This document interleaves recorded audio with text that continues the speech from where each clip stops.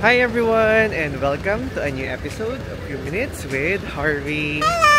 Good evening guys. So today is our day 2 here in South Korea. So before anything else, kung bago ka lang sa ating channel, don't forget to like, comment, share, and subscribe, and please hit the notification bell for you to be updated on our latest uploads.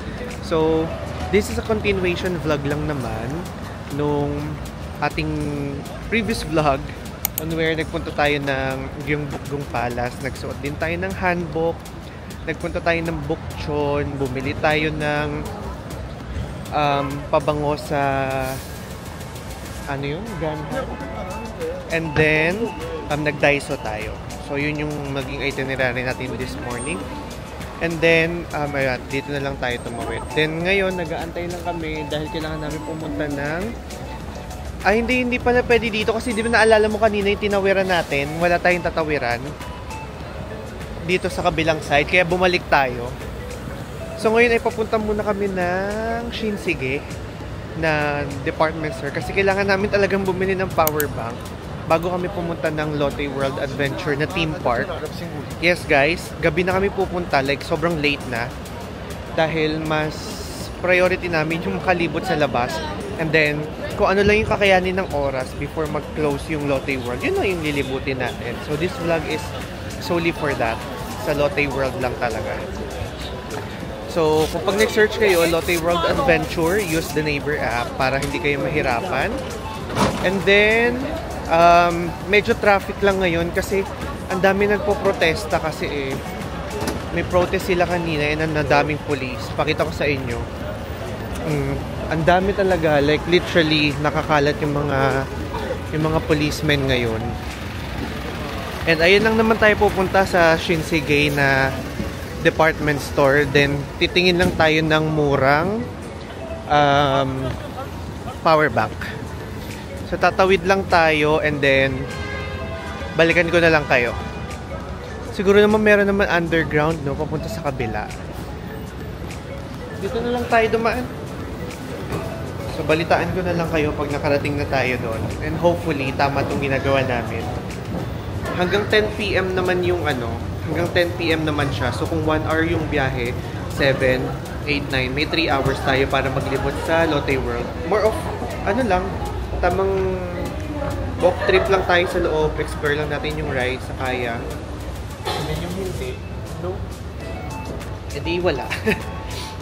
Balak na din kasi talaga tanggalin. Yun lang yung Lotte World. Kaso sayang, kasama kasi siya sa pass, sa Discover Zone Pass. Ayan, buti may daan sa ilalim papunta ng department store. Na-search mo ba anong floor? Ay, okay. Bawal daw pala mag-picture, so hanggang dito na lang kayo guys. See you later. Kapag meron na kaming nakuhang ay, ano na nangyari? Ayun na, under na siya. Hanggang dito na lang kayo. Then kapag may nakuha na kaming power bank, tsaka na ko nung balikan. Power bank lang ang habol namin, be. Hindi naman namin akalain na mga luxury brands pala yung Shinsegae department store na yan. Ayan, tingnan natin dito. Baka meron. May napadpad kami dito sa kabilang side. And tingnan natin kung meron tayong makikitang nagbebenta ng power bank. Gahanap kami ng like Green Hills yung atake niya. Kaso wala.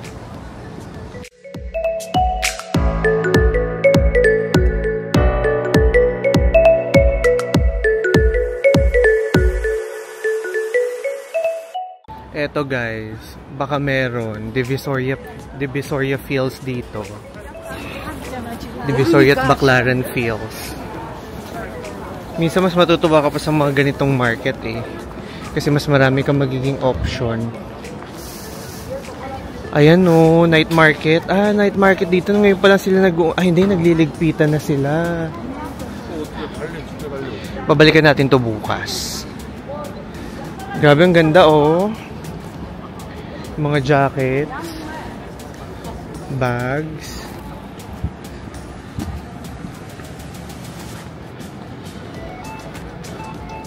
mga socks, Ano nga talaga. Ito talaga yung feels niya. Divisoria feels. Pero hindi natin hinahanap yung mga ganyan. Ang hinahanap natin ay power bank. So, suyo din lang natin ng kaunti yung loob. Baka may makita tayong nagbebenta ng electronics. Kasi yun lang talaga yung need natin. Kaso so far, puro clothes eh. Mas mura pa siguro dito, no? Mas mura pa dito over sa ano. 5,000, no? Bago magulat ko, mga cashmeres pa yan. 10,000. 15,000. Yeah. Sana makahanap tayo, guys, kasi 6:30 na. Baka ending nito hindi na kami pumunta. Maging ano na lang to, haul vlog na lang yung gawin natin. Mga skincare naman dito.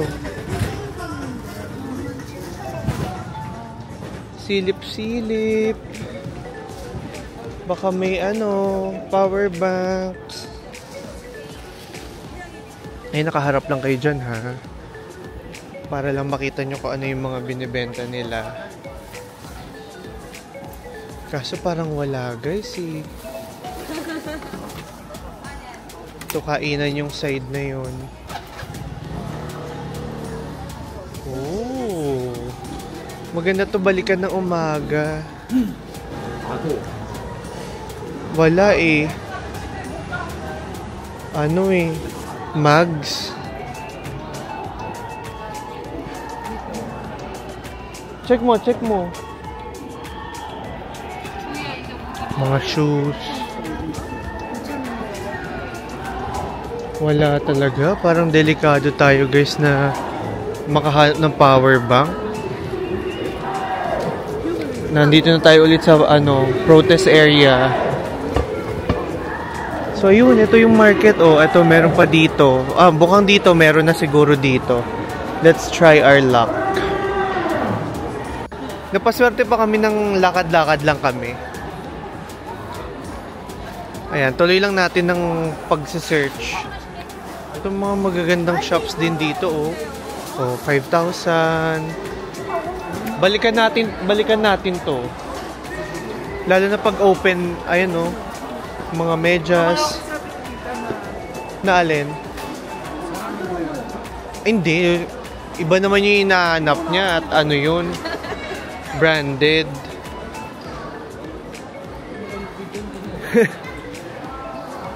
Tailay, bibigyan kanya ng LV na dito lang. Ngayon lagi nanonood yun.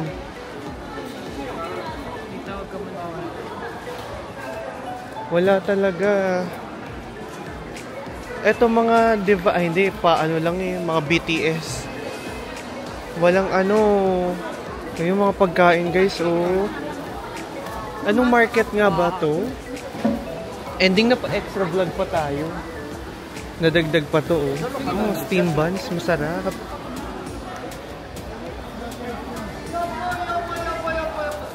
Ayan, power bank. Finally. Hindi. Ayun, 10,000, Ayan, light fit power bank. Ayan, 10. Yan, okay na yan. Value power bank. At least meron. For now. Yun na lang isa. Ilang milliamps yan? 5 lang pala. Ayan na lang, 10. Check mo naman muna kung kung nagana. Tsaka kung full charge. Para at least meron tayong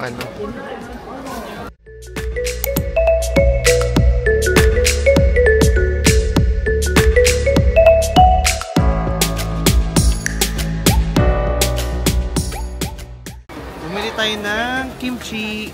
Hindi ko alam kung ano itong tawag dito. Pero kimchi yung loob niya. Nakita ko lang dito sa TikTok. Napadaan na tayo. So, tikman na natin siya. May sauce siya sa loob.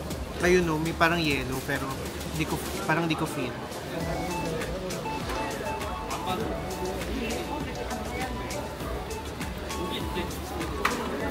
Hindi siya ganun kaanghang. I mean, hindi siya maanghang at all.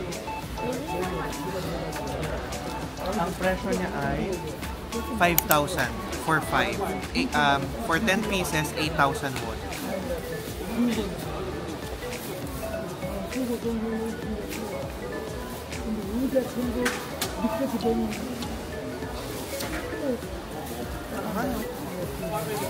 Guys, ang sarap nung kimchi. Babalikan natin. Pero alam ko kasama to sa itinerary natin bukas eh. So, at least nadaanan natin siya somehow. Pero ang mura oh. Mga ano yan eh. Herbal. Tsaka yung red bean. Ayan.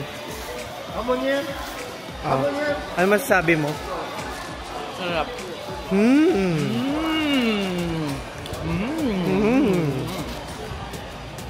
May chance din na dito kami bumili bukas ng mga pampasalubong kasi mas mura dito. Kasi inisip din namin dito nabilhan lahat ng tao ng napapamaskuhan namin sa UK. Kasi mas mura. Tsaka, ayun. Magnet. Ay, hindi natin madadala. Bukas na lang. So, lalakad muna kami kasi kailangan namin habulin yung sa Lotte World. Alas 7 na talaga, guys. Mga keychain. Ref magnet kasi ang kinoconnect namin. Pero hindi sa ref nakakonect. Sa oven namin kasi wala kaming yung ref namin nakadikit sa sa aparador. Hindi siya makadikit. Sagot gulaman naman. Dito nga pala ang Divisoria. Yes, welcome to Divisoria. Mga fish cakes. Ayun oh, mas exciting pa. Alam nyo guys, mas authentic pa yung lasa ng ganyan. Mas masarap pa. O ito rin, sikat din to. Ang dami nakapila. Ano yan? Parang katulad nung iba lang forma. Busog na ako. Yan lang problema sa akin guys eh. Ayan dito din oh. Ang daming pila. Well anyway, pabalikan natin to bukas, promise. Kasi ang mura dito at saka ang accessible. Naligaw lang kami guys ha. Take note, naligaw lang kami. So nakatulong pa yung ligaw na to. Ay ito na, Nandaemun Market na ito. Tama. Ayan. Okay, sakay na kami. Doon na tayo magkita sa Lotte World. At nangyari na nga po ang hindi inaasahan. Buti nag-check ako before kami pumunta. So, hindi na pala tayo makakapunta ng Lotte World. Let's see kung makakapunta tayo tomorrow, but I'm not promising.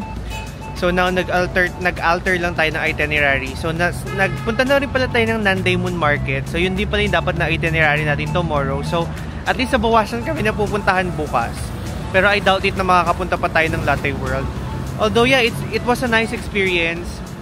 Yung buong araw naman natin. And then, siguro let's save it for next time.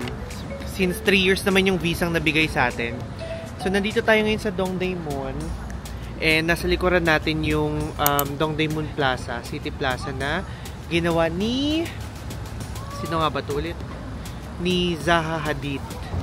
So, famous daw siya sa distinctive neo-futuristic curve and amorphous design. So, yun yung pupuntahan natin doon. So, yun na lang muna yung magiging itinerary natin din. After that, itutuloy natin yung night plan natin to go to Itaewon. So, halika na. At yun lang naman ang ating agenda for tonight. Dahil nga, nag-alter tayo ng itinerary.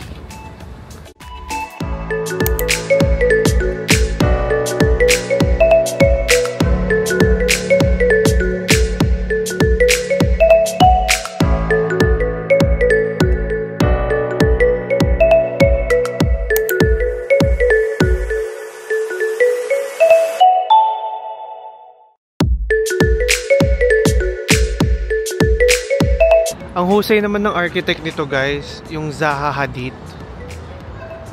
Sobrang ganda. Meron pa dyan sa baba. Lakarin na lang natin siya since wala naman na tayong agenda. At medyo maaga pa para mag-Itaewon. Siguro punta tayo ng Itaewon mga 9 o'clock. Actually, naghahanap lang kami ng nearby na activity dito sa may Dongdaemun kasi andito lang tayo malapit. Pero, ayun o, parang may mall doon, labo. Gusto mo na activity? Gym, Ayun, gym. Yung next activity natin. So yeah, it's a vlog alteration, guys. It's an itinerary alteration. I-edit ko na lang yan dyan sa baba yung itinerary natin. And tingnan natin kung saan pa tayo pwedeng mapunta para mas ma-maximize natin itong gabi na to. Napaka-perfect spot naman ito para sa pagtambay-tambay. Tamang chill-chill ka lang. Nasa palibot to ng yung mismong DDP, guys, Dongdaemun Design Plaza. And iikutin lang namin siya. Pero parang mali nga tayo ng pinasok. Tingnan mo, wala na tayong lalakaran dun. Babalik na lang kami, guys. Mali na. Kuya na tangka.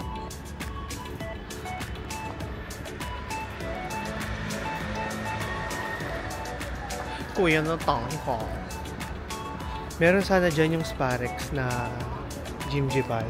Kaso kung ilang oras lang din kami, baka hindi namin ma-enjoy. So maglibot na lang tayo dito sa paligid, 'di ba? Kaysa sa gumastos pa tayo. But I'm really sorry talaga, guys. Hindi ko talaga na-check din yung oras na hanggang 6 PM lang pala siya. So at least kayo alam nyo na, if magdi-discover Seoul Pass kayo, allocate nyo na lang ng morning yung design plaza tuloy. Yung Lotte World Adventure. Kasi 40 minutes din yung biyahe nyo from Myeongdong. So, matagal. At saka 10 AM to 6 PM lang yung redeem ng ticket. Although, yung last entry nyo, kung bibili kayo ng ticket na kayo lang, pwede na kayo lang. Kumbaga parang, ang babayaran nyo na lang yung sa sarili nyo. So, makakapasok kayo anytime hanggang 9 PM. Pero kapag yung gamit nyo ay yung museum. Pero kung yung gamit nyo ay yung Discover Seoul Pass, hanggang 6 PM lang yung mariredeem. So, hanap na lang kami ng good photo spot dito. Para mas mabuhasan yung itinerary natin bukas, ngayon na tayo mag-Gwangjang Market kasi hanggang 10:30 PM pa naman siya. So, doon tayo pupunta. Pupunta na rin tayo doon sa tawag dito? Sa skincare outlet. At nandun lang din kasi siya sa may Gwangjang area. So, doon na tayo pupunta ngayon. Then, after that, uuwi tayo and then, diretso na tayo ng Itaewon. So, ayan. Samahan nyo kami. Doon na rin kami maghahapunan. Although, kumain na tayo kanina sa Nandaemun Market. Pero, ano lang yon, parang starter lang natin. So, nag-aantay lang tayo dito sa tapat ng Dongdaemun Design Plaza. Then, sasakay tayo ng bus 7212. So, sa 7212, diretso na yon. Then, bababa tayo ng Jongno 5, Gwangjang Market. So, mas madali naman pag nagne-Naver app. Kaya, maximize nyo. Download nyo yung Naver app. Para from point to point, alam nyo yung best route. Kung gusto nyo ba ng lakad, gusto nyo bang bus, gusto nyo bang combination, pwede nyo yun i-modify doon lahat.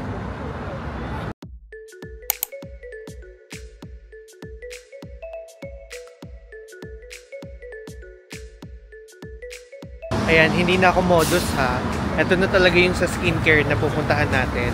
Although, feeling ko yung Gwangjang Market, hindi na natin siya mapupuntahan for tonight. Pinoy ba itong katabi ko? Oo nga, Pinoy nga. Nahiya kasi ako mag-vlog kapag may Pilipino. Anyway, pupunta na tayo ng off-duty. Yan guys, walang gatekeeping dito. Babanggitin ko sa inyo yung nakita ko. And isa yun sa outlet store talaga. Kumbaga parang yun yung pinakatipid na bilihan ng mga skincare products. So magtitingin lang tayo kung ano yung mga possible nating mabili. But we will not force ourselves na mag-hoard dahil delikado din naman.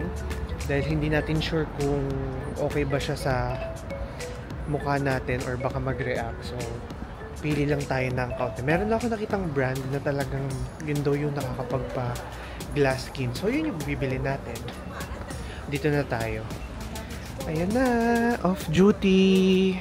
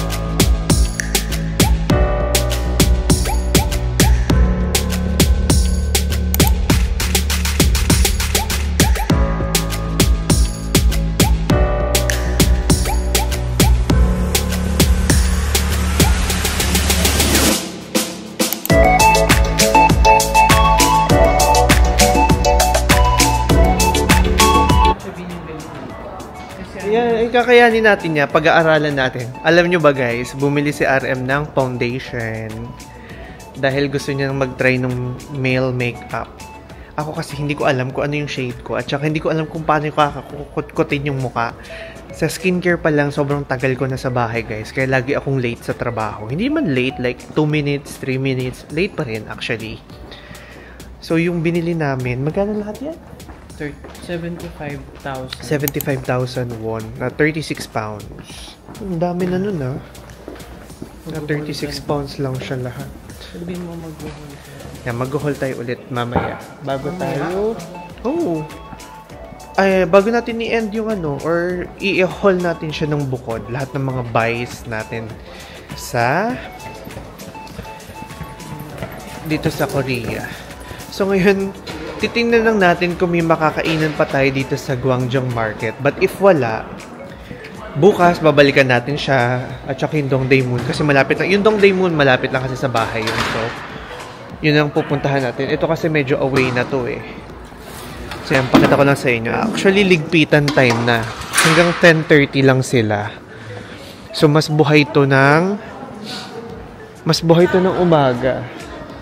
Pero pasensya na guys, hindi kami mag-intake ng any seafood. Alam nyo naman, kami nakain ng seafood.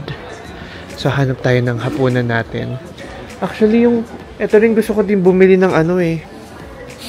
Yung duvet, yung kumot. Napanood natin yun, diba? Yung duvet na may fur. Lalo pat laging malamig sa atin. So, yan. Doon tayo sa may gitna. At doon natin sila hahanapin yung mga laging sikat sa videos. So, feeling ko yan na yung huling bili natin, no? Then, tapos na tayo. Yeah, yun na guys yung huli naming bili. Nakapamili na kami ng lahat. So, wala na tayong problema. Na-cover naman na natin lahat ng kailangan nating bilhin.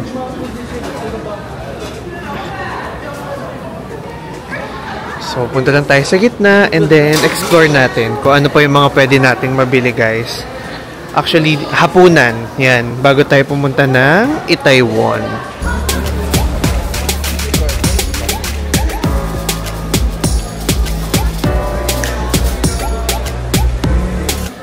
Yan, nandito na tayo sa pinakagitna at buhay pa rin sila, guys. Sorry, hindi ko pala na-center.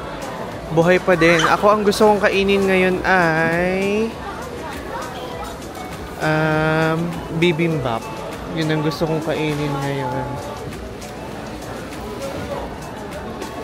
Hanap tayo. Nandito yung sikat. Syempre, yun yung mas maraming tao. Pero gusto ko din mag-try ng iba. Ayan. Syempre, translate natin yan guys using Papago. Yun ang ating translator app. Dito na tayo sa kabila. Wala na. Sarado na dyan sa sa side na yun. Syempre, kung saan maraming tao, doon masarap. Yan, dito. Madaming nakain. Pero seafood. Dito din, madami ding nakain. Pero Korean na. Uy, mukhang masarap yun, Ayun nung dumplings nila, mukhang masarap. Ayun, mukhang masarap yun. Ikot muna tayo para makita natin lahat ng options before tayo kumain.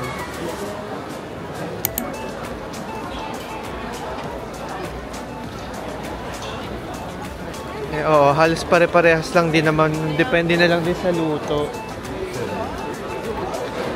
Ha?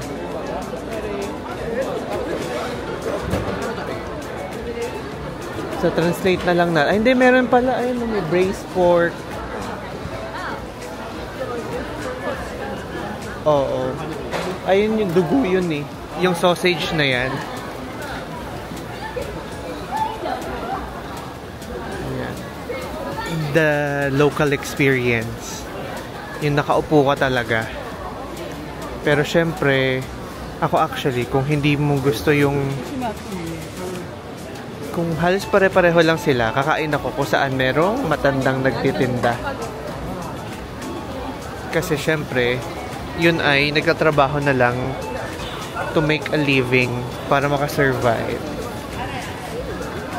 Ayun ayun guys yung sikat na yung raw na beef. Ayun yung tanghulo ni RM. Si RM guys ang mahilig magtanghulo. So yun ang feeling ko sarado na yung sikat. Wala na siya eh. So after natin maglibot guys, yung next video natin yung nakain na lang kami. Manju. So yeah, ito na yung dulo. So I think start na tayo maghanap kung saan tayo kakain. Ooh. Utok-utok pa.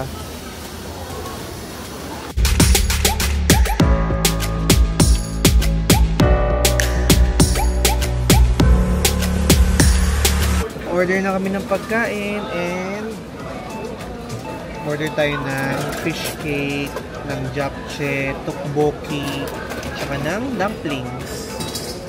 So, kain na tayo. Pinakita ko naman na sa video kanina, di ba? Kain na.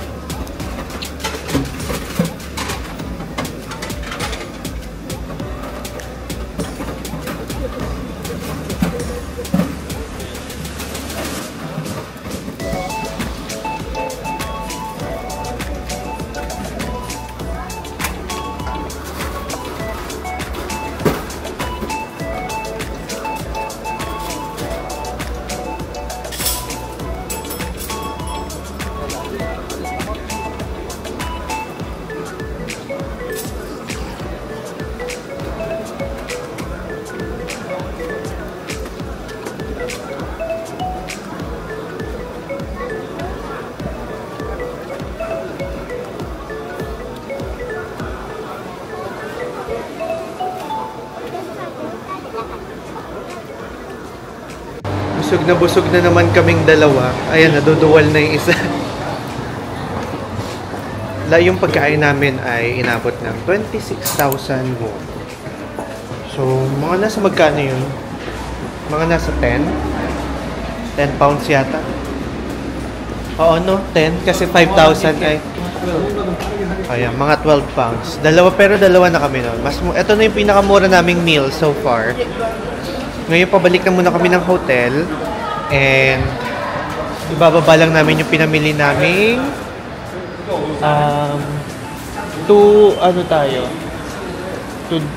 Dongdaemun 5. Dapat 5. Ayan, Dongdaemun Market. Di ba baba tayo? Line 1.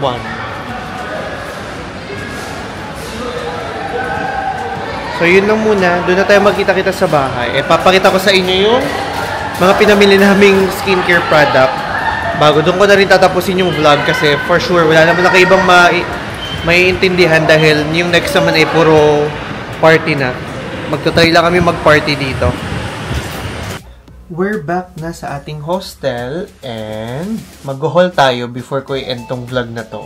Dahil hindi ko na kayo maisasama sa Itaewon dahil iiwan ko na yung camera dahil nga tayo ay magpa-party. So yan, dito tayo bumili sa Off Beauty. Nasa may Gwangjang Market lang siya. So if you are in Gwangjang Market, might as well visit Off Beauty. Then make sure nyo lang na babalik kayo ng bahay nyo kasi for sure madami kayo mabibitbit. These are unnecessary purchases na naman. Pero dahil, yeah, we're up to making ourselves pampered. Kailangan natin ng maayos na skincare. So, we make sure na meron tayong galing din mismo sa kung saan sikat ang skincare. So, first, bumili kami ng 24 Gold Snail na Lift Up Hydrogel Patch. Ito ay merong anti-wrinkle and brightening power. So, 100 sheets ito. So, 50 usage siya. So, medyo matagal na rin yun. Good for more than a month na siya kung aaraw-arawin nyo. Pero I don't think so. Next, bumili tayo ng serum. Ang name niya ay Yuha. This one. And 10-0. Brightening Yuha Emulsion. Hindi ko alam yung presyo nito, guys. Nakalimutan ko na. Then, meron din tayong biniling rice cleansing foam. 1+1 siya on the price of 1. So, nakatipid tayo dito. And then, dito ako nagtagal, guys. Ito ang binasa ko maigi. Kasi sobrang dami ng serum na na-try ko. Dito ko lang napansin na yung may kakaiba siya. As in talagang kitang-kita niyo yan sa inside. Yung may thread. Yung packaging niya. Ganyan mismo yung itsura niya. Para siyang merong mga sotanghon. Parang ganun yung itsura niya sa loob. Pero nalulusaw siya. So, this is used to scientifically prescribed with second-generation peptide thread to improve skin's firmness after 2 weeks of use. So, kailangan natin ma-achieve ang glass skin na Korean. Next, bumili rin tayo ng Lucent BB Cream. Actually, hindi to sa akin, kay RM to. Gusto nyo kasi daw mag-try ng men's makeup. Like, parang yung pampa-enhance lang. So, bumili siya nan. Tinulungan siya dun ng staff, guys. So, sobrang helpful nung staff. Meron din tayong collagen mist. Ito, alam ko yung presyo nito. 4,000 won to. And then, meron din tayong stem cell mask. Bumili tayo ng stem cell mask. Ito ay 10 sheets. So, ayan. Nakalimutan ko na yung presyo, pero nag-range siya 5,000 won, ganyan. Then, ito yung isa din sa mga binasa ko. Yung Deep Emulsion na Paul Medicine. Ito ay sleeping pack. So, ang use niya, guys, ay Deep Red Sleeping Pack to moisturize and soothe your skin. Provides deep hydration to your skin. Maintain youthful looking skin by replenishing moisture. So, ayan siya. Pansin nyo, tag-iisa lang yung binibili ko kasi depende pa nga, diba, kung hiyangan. And then, bumili rin kami ng Deep Red Foot Cream na green tea. Kasi nagda-dry nga yung mga paa namin, lalo na pag winter. Ayan. And, of course, last but not the least, yung ano to? Sponge pa tawag dito. Sponge. Dumaan din pala kami ng Olive Young, pero this is not for me. Nagpabilang aming friend. So, ang pinabili niya ay, meron siya ditong ano bang pangalan nito? Riddle Shot na Sika. I'm not sure kung ano siya, pero yeah, if you guys are familiar. Meron din ditong ano ba to? Parang BB cream yata to na beige. And setting spray na times 2. So all day type. So yun yung mga nabili natin. So yun guys, hopefully sa alteration ng ating itinerary ay nag-enjoy pa rin kayo. Actually, mas na-enjoy ko yung pagka-sponty nung travel natin tonight. So ngayon ay iiwan ko na dito yung vlogging camera natin dahil tayo ay mag-i-Itaewon. So if you want to see what happened in Itaewon, meron naman tayong Instagram. So please do check our Instagram account. Nandun na siya sa mga My Days natin. So definitely yun lang. And postings din natin. Of course, magpo-post tayo. And do not forget to follow us on our social media accounts. Pop-up na lang yun dyan. And ayun lang. So tomorrow, it's another last full day natin nang hindi tayo naka-tour. Kasi on Monday may tour tayo. Pupunta tayo ng Nami Island. Hopefully, fingers crossed. Hindi ganun kadami yung tao katulad nung nakita natin sa TikTok. So, yeah, if you guys enjoyed the day, thank you so much sa pagsama sa amin. Masyadong maraming lakaran talaga yung nangyari for today. May mga protest din kasi kaya medyo iiba-iba yung mga locations kung saan kami nagpupunta. So, thank you so much and see you again sa ating next South Korea vlog. Bye-bye! Good night, guys! Good night!